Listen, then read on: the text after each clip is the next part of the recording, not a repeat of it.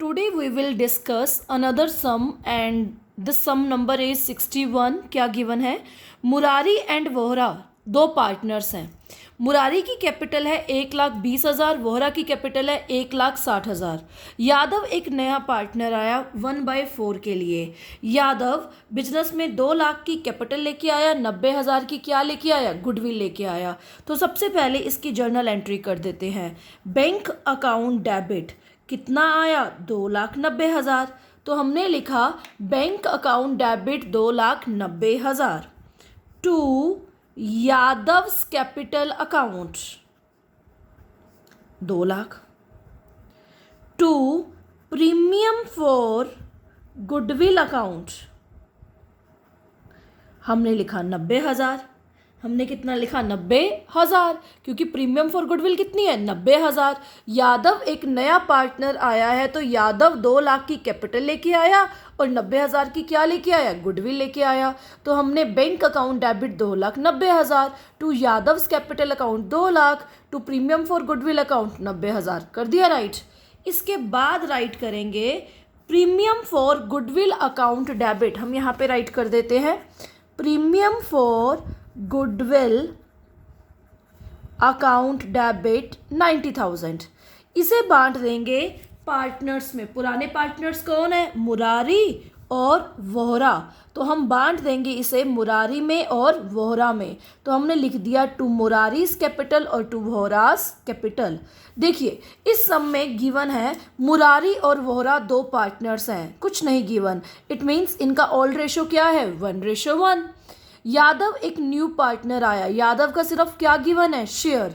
अगर old ratio given है और शेयर गिवन है तो ओल्ड रेशो ही क्या माना जाएगा? Sacrifice ratio. आपको पता है जो नया पार्टनर गुडविल लेके आता है वो सेक्रीफाइस रेशो में डिस्ट्रीब्यूट होती है. तो ओल्ड रेशो क्या बन जाएगा? सेक्रीफाइस रेशो, क्योंकि सब में ओल्ड रेशो गिवन है और क्या गिवन है? नए पार्टनर का शेयर. उसके बाद अब देखो आप देख रहे होगे सबसे पहले मैंने लिखा मेमोरेंडम बैलेंस शीट. देखिए मेमोरेंडम बैलेंस शीट क्या होती है? ये जो सम है 61, अगर मैं आपको स्टेटमेंट दिखाऊं तो क्या गिवन है? 61 की स्टेटमेंट में गिवन है कि सिंपल सा गिवन है क्रेडिटर्स इतने थे, बैंक ओवरड्राफ्ट इतना था, एसेट्स इतनी थी, स्टॉक इतना है, डेटर्स इतना है. सम में गिवन नहीं है बैलेंस शीट, क्योंकि हमने जितने भी सम किए हमारे पास क्वेश्चन में बैलेंस शीट गिवन होती थी. उस बैलेंस शीट से हम रीवैल्यूएशन, कैपिटल अकाउंट और न्यू बैलेंस शीट बनाते थे. लेकिन इस सम में बैलेंस शीट गिवन नहीं है तो सबसे पहले मेमोरेंडम बैलेंस शीट बनाएंगे. मेमोरेंडम बैलेंस शीट होती है जो बैलेंस शीट यादव के एडमिशन से पहले थी, क्योंकि नया पार्टनर यादव है. तो before Yadavs admission, before Yadavs admission. देखिए क्या क्या गिवन है इस सम में. गिवन है क्रेडिटर्स जो थे मुरारी और वोहरा के कितने थे? 60,000. बैंक ओवरड्राफ्ट कितना था? बैंक ओवरड्राफ्ट कितना था? 15,000. Assets apart from cash, cash के अलावा क्या क्या एसेट्स गिवन थी? स्टॉक गिवन था 10,000 का. डेटर्स गिवन थे 40,000 के. प्लांट एंड मशीनरी गिवन थी 80,000 की. लैंड एंड बिल्डिंग गिवन था 2 लाख का. हमने राइट कर दिया. देखिए लाइबिलिटी में पुराने पार्टनर्स की कैपिटल भी लिखते हैं. तो मुरारी की कैपिटल और वोहरा की कैपिटल कितनी गिवन थी? मुरारी की कैपिटल गिवन थी 1,20,000 और वोहरा की कैपिटल गिवन थी 1,60,000.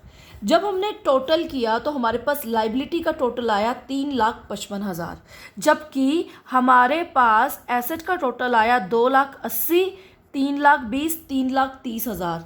देखो बैलेंस शीट क्या कहती है? एसेट और लाइबिलिटी क्या होते हैं? इक्वल. लेकिन यहाँ पे लाइबिलिटी ज़्यादा है, एसेट कम है. तो इट मीन्स एक एसेट रहती है क्या? कैश, क्योंकि स्टार्टिंग में ही दे रखा है assets apart from cash, cash के अलावा इतनी एसेट्स हैं. तो कैश हो गया हमारा बैलेंसिंग फिगर. 3,55,000 में से 3,30,000 घटाया तो हमारे पास 25,000 की एसेट्स गिवन है. क्या गिवन है? कैश. ठीक है, तो मैंने लिख दिया. अब मैंने सबसे पहला काम क्या किया? बैलेंस शीट बनाई, क्योंकि बैलेंस शीट से ही रीवैल्यूएशन बनता है और रीवैल्यूएशन से कैपिटल बनता है और कैपिटल से न्यू बैलेंस शीट बनती है. बिना इसके हम रीवैल्यूएशन नहीं बना सकते। बाकी सम्स में ये गिवन था, लेकिन इस सम में हमने निकाला है। क्या गिवन है आगे? रीवैल्यूएशन अकाउंट बनाते हैं। स्टॉक 2000 से डेप्रिशिएट हो गया। बेटा स्टॉक की वैल्यू कम हो गई, लॉस हो गया, तो लॉस क्या लिखते हैं? डेबिट। तो मैंने लिखा टू स्टॉक अकाउंट 2000। उसके बाद क्या कहता है? प्लांट एंड मशीनरी 20% से डेप्रिशिएट हुई। प्लांट एंड मशीनरी 80,000 की है, 20% से कम हो गई, तो कितने से कम हो गई? 16,000 से। तो मैंने यहाँ राइट कर दिया to plant and machinery account. उसके बाद क्या कहता है? उसके बाद कहता है थर्ड नंबर पे 5,000 के बेड डेप्ट्स हो गए। बेड डेप्ट्स का मतलब पैसे डूब गए, तो वो भी हमारे लिए क्या है? लॉस। कि 40,000 के डेटर्स थे, इसमें से 5,000 के डूब गए, तो हमने लिखा टू बेड डेप्ट्स, या लिख सकते हो टू डेटर्स, क्योंकि डेटर्स कम हो गए, 5,000 के डूब गए, एक ही बात है। लैंड एंड बिल्डिंग ये रहा 2 लाख दे रखा है, कहता है 25% एप्रिशिएट होगी। एप्रिशिएट का मतलब बढ़ गई। बेटा लैंड एंड बिल्डिंग बढ़ेगी तो रीवैल्यूएशन की कौन सी साइड आएगा? क्रेडिट साइड आएगा। इनकम है 2 लाख का 25% कितना होता है? 50,000, यानी 50,000 बढ़ गई, बस और कुछ नहीं गिवन, क्योंकि रीवैल्यूएशन में एसेट और लाइबिलिटीज आती हैं। ये गिवन है 50,000, यहाँ टोटल किया तो हमारे पास आया 23,000। तो इट मीन्स इनकम साइड बड़ी है, एक्सपेंस साइड क्या है? कम। तो हमारे पास लॉस हुआ, सॉरी हमारे पास प्रॉफिट हुआ, कितने का हुआ? 27,000 का हुआ। क्यों? क्योंकि इनकम साइड बड़ी है और एक्सपेंस साइड क्या है? स्मॉल है। तो हमारे पास प्रॉफिट हुआ 27,000 का। तो हम यहाँ राइट करेंगे टू प्रॉफिट्स, ठीक है, और ट्रांसफर्ड करेंगे टू प्रॉफिट्स ट्रांसफर्ड टू। आपको पता है किस में ट्रांसफर करते हैं? मुरारी और वोहरा में। तो to profit transfer to Murari's capital, Vohra's capital. कौन से रेशो में? ओल्ड रेशो में। तो 27,000 को ओल्ड रेशो में बांटेंगे तो मुरारी के पास जाएगा 13,500, वोहरा के पास जाएगा 13,500।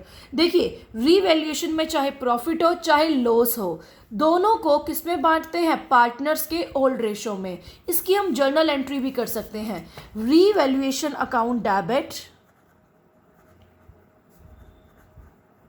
कितना लॉस, सॉरी कितना प्रॉफिट हुआ? 27,000 का। किस में बांट दिया? मुरारी और वोहरा में। तो हम लिखेंगे to Murari's capital account, to Vohra's capital account. तो कितना बढ़ेगा? 13,500 मुरारी में, 13,500 वोहरा में। अब ये तो बन गया हमारा रीवैल्यूएशन अकाउंट। अब बारी आती है कैपिटल अकाउंट की। सबसे पहले लिखेंगे यहाँ पे बाय बैलेंस ब्रॉट डाउन। कितना गिवन है? मुरारी की कैपिटल गिवन है 1,20,000, वोहरा की कैपिटल गिवन है 1,60,000। यादव पैसा लेके आया है तो बाय बैंक अकाउंट कितना लेके आया? 2 लाख कैपिटल के लेके आया, तो बाय बैंक अकाउंट कितना लिखा? 2 लाख। Is this clear? पहले क्या लिखेंगे? By balance brought down. Murari की कैपिटल गिवन है 1,20,000, वोहरा की कैपिटल गिवन है 1,60,000, और फिर लिखेंगे बाय बैंक अकाउंट कितना आया? 2 लाख आया। उसके बाद रीवैल्यूएशन का जो प्रॉफिट हुआ है वो लिखेंगे यहाँ पे बाय रीवैल्यूएशन। लॉस होता तो डेबिट साइड है, प्रॉफिट हुआ तो क्रेडिट साइड। 13,500 मुरारी के पास आए और वोहरा के पास कितने आए? 13,500 आए। ओके, अब लिखेंगे यहाँ पे गुडविल जो हमने बांटी, तो बाय प्रीमियम फॉर गुडविल कितनी बांटी? चेक करते हैं। हमने यहाँ एंट्री की थी 45,000 मुरारी को दी, 45,000 किसको दी? वोहरा को दी। तो मुरारी 45,000, वोहरा 45,000 डैश। अब टोटल करो, हमारे पास आया 1,78,500, यहाँ पे टोटल आया 2,18,500, और यहाँ पे टोटल आया 2 लाख। कुछ नहीं दे रखा, तो यही क्या बन जाएगा? To balance close down. क्या बन जाएगा? To balance close down. Murari का 1,78,000 बैलेंस बचा है, वोहरा का बचा है 2,18,500, और यादव का बचा है 2 लाख। कुछ नहीं दे रखा तो अकाउंट क्लोज करने के लिए यूज़ करेंगे 2 लाइन्स का। 2,18,500, 2 लाख। ओके, अब बनेगी बैलेंस शीट। क्या बनेगी? Balance sheet. ये बैलेंस शीट पहले वाली बैलेंस शीट को देख के बनेगी। सबसे पहले गिवन है स्टॉक। स्टॉक 10,000 का था लेकिन 2,000 से कम हो गया तो स्टॉक कितने का रह गया? 8,000 का। उसके बाद गिवन है डेटर्स। 40,000 के थे और कहा गया था 5,000 के डूब गए तो डेटर्स कितने के रह गए? 35,000 के।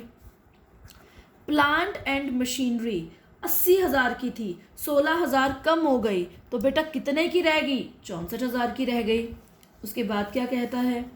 लैंड एंड बिल्डिंग 2 लाख की थी, कहता है 50,000 बढ़ गई तो कितने की होगी? 2,50,000 की होगी। कितने की होगी? 2,50,000। उसके बाद कैश मेरे पास गिवन है 25,000। कैश कितना गिवन है? 25,000। और यहाँ लिखेंगे बैंक। बैंक में कितना आया? बताइए बैंक में कितना आया? बैंक में आया 2,90,000। बैंक में कितना आया? 2,90,000। यादव लेके आया कैपिटल की और क्या लेके आया? गुडविल के। तो बैंक में लिखेंगे 2,90,000। बट क्वेश्चन में चेक करो, बैंक ओवरड्राफ्ट गिवन है? यस। इस सम में बैंक ओवरड्राफ्ट गिवन है और बैंक ओवरड्राफ्ट गिवन है 15,000 का। तो हम बैंक का बैलेंस लिखेंगे 2,75,000। कितना लिखेंगे? 2,75,000। सब में आपने चेक करना है बैंक का बैलेंस गिवन है या नहीं गिवन। तो हमने इन सारी आइटम्स को जब प्लस किया तो हमारे पास आई एसेट 6,57,000। अब आती है लाइबिलिटी की बात। लाइबिलिटी में गिवन है क्रेडिटर्स, कोई एडजस्टमेंट नहीं हुई तो सेम का सेम लिखेंगे। और फिर आती है बैंक ओवरड्राफ्ट, वो तो हमने यहाँ माइनस कर दिया। फिर आती है मुरारी वोहरा की कैपिटल की बारी। तो मुरारीज कैपिटल,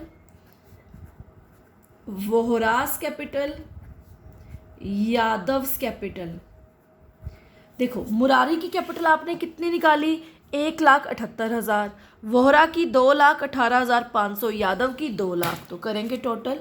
मुरारी की कैपिटल है 1,78,500। इसकी कैपिटल है 2,18,500 और इसकी कैपिटल है हमारे पास यादव की 2 लाख। जब हमने टोटल किया तो हमारे पास आ गया 6,57,000। कितना आ गया? 6,57,000। एसेट और लाइबिलिटीज़ क्या होती हैं? हमेशा इक्वल होती हैं।